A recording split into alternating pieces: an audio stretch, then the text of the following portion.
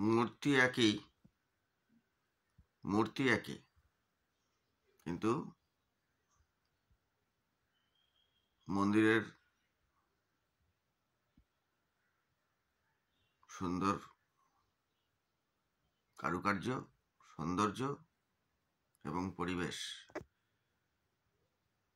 দর্শনার্থীদের, শ্রদ্ধালু মানুষদের বেশি আকর্ষণ করে।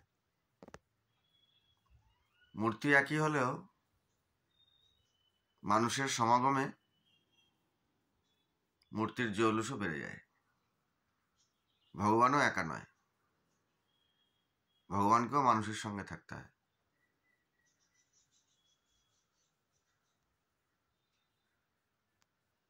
বুঝলে ভালো, বোঝাতে পারলে ভালো, আকর্ষণীয়, সবকিছুই সুন্দর সময়ের চেষ্টা দরকার আছে, মন ভালো থাকে।